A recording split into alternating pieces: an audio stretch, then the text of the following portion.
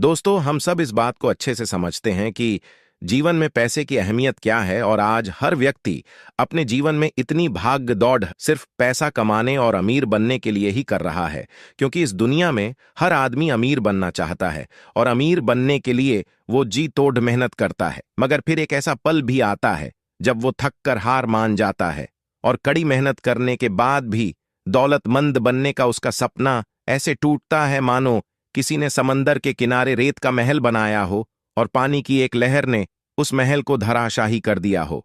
लेकिन फिर भी इस दुनिया में बहुत से ऐसे लोग मौजूद हैं जिनके पास दौलत की खान है। ये वो लोग हैं जिनको खर्च करने के लिए कभी भी सोचना नहीं पड़ता। अगर भारत की बात करें तो उनमें रिलायंस के मालिक मुकेश अंबानी और रतन टाटा जैसे बड़े नाम शामिल हैं।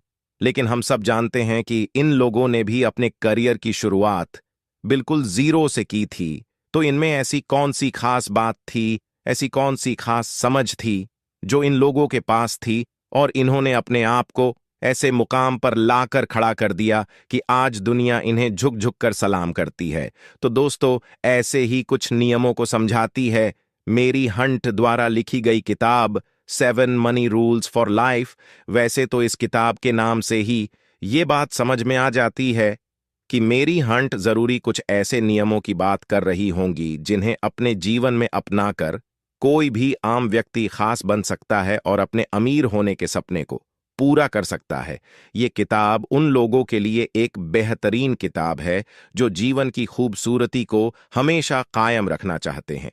ये किताब उन लोगों के लिए है जो अपने जीवन में अमीर बनने के रहस्य की तलाश में हैं। तो दोस्तों, आज की इस ऑडियो बुक में हम उसी रहस्य को आपके साथ साझा करेंगे जिसको जानने के बाद आप भी धन कमाने के नियम जान पाएंगे। और ये नियम इतने सिंपल हैं कि इनको फॉलो करके कोई भी इंसान अमीर बन सकता है। मेरी हंट ने इस किताब में बताया है कि दरअसल कुछ लोग अपनी समझ और इंटेलिजेंस का इस्तेमाल करके रूल्स ऑफ मनी को समझ जाते हैं, जिससे उन्हें एक ऐसा पॉजिटिव एटीट्यूड मिलता है जो उन्हें दौलत कमाने और जीवन में आगे बढ़ने में मदद करता है। अपनी इस किताब के जरिए मेरी हंट बताती है कि आप क्यों नहीं सोचते कि अमीर बनने के लिए डिग्री कोई मायने नहीं रखती है, बल्कि आपके जीवन में आपको अमीर बनने के लिए डिग्री वाली पढ़ाई से भी बढ़कर आना ज्यादा जरूरी है। और उसे बोलते हैं फाइनेंशियल इंटेलिजेंस। हमने अक्सर लोगों को ये बात करते सुना है कि जीवन में हमेशा फाइनेंशियली इंडिपेंडेंट होना चाहिए, फाइनेंशियल फ्रीडम ही सब कुछ है। लेकिन क्या आपने कभी सोचा है कि फाइनेंशियल फ्रीडम का असली मतलब क्या है? अगर नहीं तो चलिए मेरी हंट की इस किताब से हम फाइनेंशियल फ्रीडम के बारे में समझते हैं। तो चलिए शुरू करते हैं फाइनेंशियल फ्रीडम पाने का। पहला नियम जो है, अमीर लोग पैसे के लिए काम नहीं करते।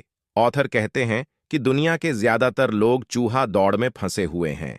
वे अच्छी एजुकेशन लेते हैं, बड़ी बड़ी डिग्रियां हासिल करते हैं और फिर एक नौकरी मिलने के बाद शादी करते हैं और घर खरीदते हैं, फिर लोन पर गाड़ी खरीद लेते हैं। फिर वे पूरी जिंदगी उस नौकरी से कमाए पैसों से अपने घर और गाड़ी का लोन चुकाते हुए निकाल देते हैं और जैसे ही उन्हें कोई अच्छा ऑफर या कोई ज्यादा सैलरी देने वाली नौकरी मिलती है तो वे फिर से कोई महंगी चीज लोन पर खरीद लाते हैं। उनको इस बात का एहसास तक नहीं होता कि वे मेहनत तो बहुत करते हैं, लेकिन उनकी मेहनत का असली फायदा उनके बॉस या उनके कंपनी को होता है और वे लोन के चक्कर में चूहा दौड़ में फंस कर रह जाते हैं और इसलिए वे ना चाहते हुए भी उन्हें पूरी जिंदगी पैसे के लिए काम करना पड़ता है। लेकिन अमीर लोग कभी भी पैसों के लिए काम नहीं करते हैं, बल्कि पैसा उनके लिए काम करता है। ये एक गोल्डन लाइन है जिसे आप कहीं लिख भी सकते हैं। तो चलिए आगे बढ़ते हैं अमीर बनने के दूसरे नियम पर, जो है अमीर बनने के लिए वित्तीय शिक्षा यानी फाइनेंशियल एजुकेशन का होना जरूरी है। दोस्तों, ऑथर कहते हैं कि स्कूल या कॉलेज हमें एक बेहतर नौकर बनने के लिए तैयार करते हैं।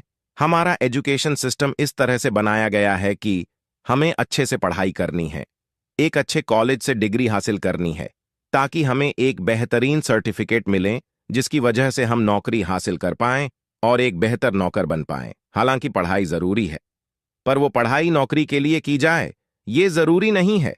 आज की सच्चाई ये है कि नौकरी से अमीर बनना बेहद कठिन है, यूं कहें कि लगभग नामुमकिन है, क्योंकि जो व्यक्ति नौकरी करता है वो जाने या अनजाने में ही सही एक कंफर्ट जोन में चला जाता है, और वो भी बाकियों की तरह चूहा दौड़ में फंस कर रह जाता है। अमीर बनने के लिए हमें दो चीजों के बारे में अंतर पता होना चाहिए। पहला है एसेट और दूसरा है लाइबिलिटीज। आपको बता दें, एसेट उन चीजों को कहा जाता है जो चीजें हमारे जेब में पैसा डालती हैं, यानी हम जिससे पैसे कमाते हैं, और लाइबिलिटीज उसे कहते हैं जो हमारे जेब से पैसा निकालता है, यानी हमारे खर्चे को बढ़ाता है। एसेट का उदाहरण हो सकता है जैसे हमने एक घर खरीदा और किराए पर दे दिया जिससे हमें अर्निंग हो रही है, और लाइबिलिटीज उसे कहते हैं जैसे आपने दिखावे के चलते लोन पर एक कार खरीद ली या कोई और महंगी चीज खरीद ली जिसका बिल आपको हर महीने भरना ही होगा, और ऐसे चीजों को लाइबिलिटीज कहेंगे। और इसीलिए यदि किसी इंसान को अमीर और कामयाब बनना है तो उसे सिर्फ एसेट ही खरीदना चाहिए और लाइबिलिटीज से कोसों दूर रहना चाहिए। और कुछ बातें हमें कभी स्कूल या कॉलेज में नहीं सिखाया जाता है, जैसे कि पैसों से पैसा कैसे कमाया जाता है और हमें फाइनेंशियल नॉलेज होना बहुत जरूरी क्यों है। तो चलिए अमीर बनने का तीसरा नियम जानते हैं, जो है अपने काम पर फोकस करें। दोस्तों, ऑथर कहते हैं कि जब भी किसी इंसान से मैं सवाल करता है कि आप क्या काम करते हैं, तो उनका जवाब होता है कि मैं बैंकर हूं, मैं डॉक्टर हूं या मैं टीचर हूं। तब मैं फिर से उन्हें बोलता हूं कि क्या आपका खुद का बैंक है, क्या आपका खुद का हॉस्पिटल है या आपका खुद का स्कूल है? तो उन सभी का जवाब होता है नहीं, मैं वहां बस काम करता हूं। तो ऑथर कहते हैं कि आप वहां नौकरी करते हैं, तो आपका खुद का काम क्या है, आप खुद के लिए क्या काम करते हैं? तो जवाब आता है कुछ भी नहीं। और ऐसे बहुत सारे लोग दूसरों के लिए काम करके दूसरों को अमीर बनाने में पूरी जिंदगी निकाल देते हैं। इसीलिए ऑथर कहते हैं अपनी जीविका चलाने के लिए जॉब करते रहें, लेकिन अपने खुद के काम पर फोकस करें।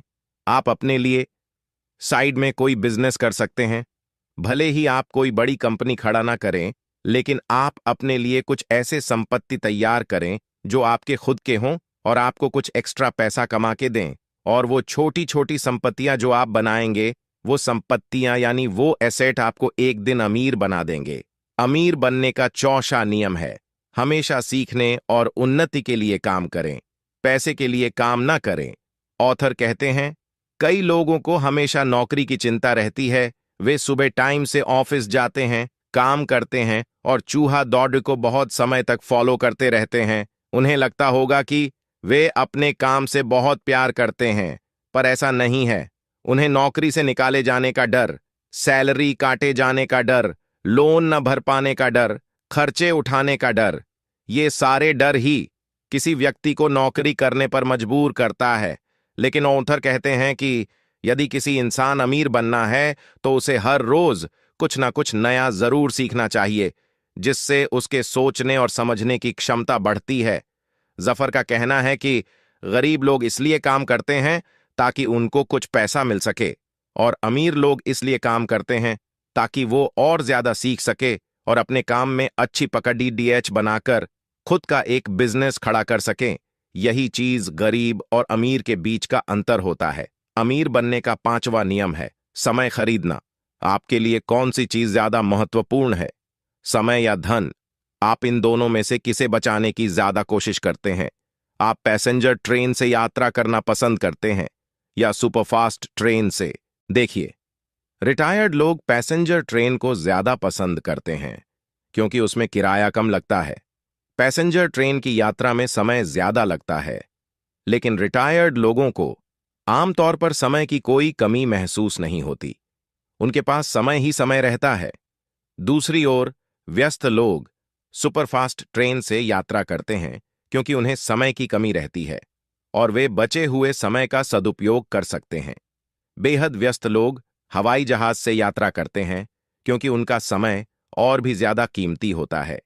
जिस व्यक्ति का समय जितना कीमती होता है, वह उसे बचाने के लिए उतने ही ज्यादा पैसे खर्च करने को तैयार रहता है।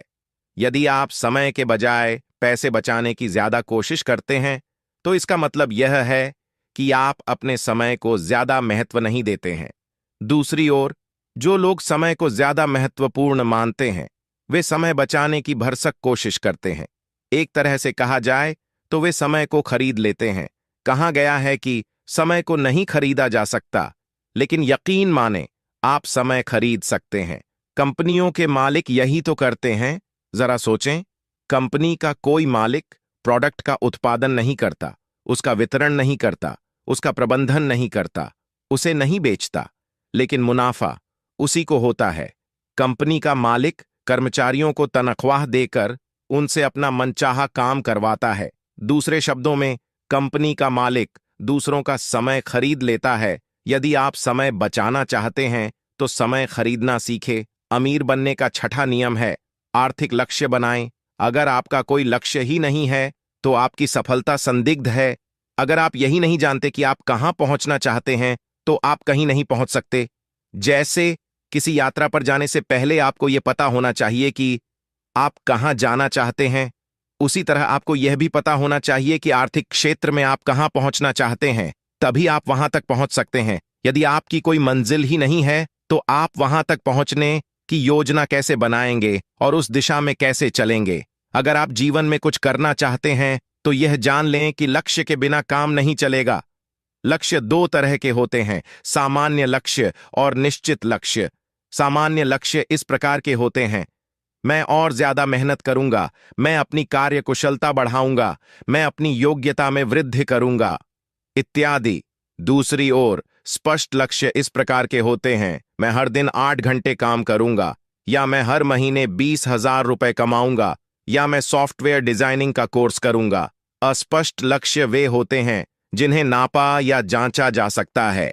लक्ष्य जितना अस्पष्ट होता है, आपके सफल होने की संभावना उतनी ही ज्यादा होती है। अमीर बनने का 7वां नियम है, अमीरी के रास्ते में आने वाली बाधाएं।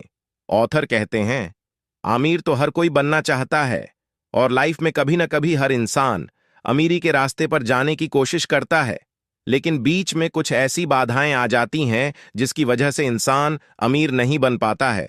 यहां पर ऐसे ही 5 बाधाओं पर बात की गई हैं जो किसी भी इंसान को अमीर बनने से रोकती है। पहली बाधा है, दुनिया के ज्यादातर लोग अमीर बनने के बाद खुश नहीं रह पाते हैं, क्योंकि जितना डर उनको गरीबी में था उससे कई गुना डर उनको अमीर बनने के बाद लगता है।